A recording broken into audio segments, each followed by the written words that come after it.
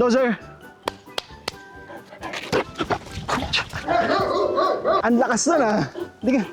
O mga boss, eto na si Bulldozer oh. Ang laki no, 11 months mga boss. Isang buwan na lang, isang taon na siya. At ang 12 months old sa Giants ay puppy pa lang. Ang kanilang paglaki ay hihinto kapag sila ay 2 years old na. So, after 2 years old, doon naman magsisimulang lumapad ang katawan nila. Baka iniisip nyo, uy, 1 year old pa lang. So, may 1 year pang paglaki, baka kala nyo dodoble ang size. Hindi ganon. So, ito, malamang mga ganyan pa. Mga 1 inch na lang. Ina-expect namin, mga singlaki nilakan. Ito si Bulldozer, pag siya ay fully grown na, ang kaibahan nga lang nila nilakan, tingin ko ito, mas muscular kaysa kay Lakan, no?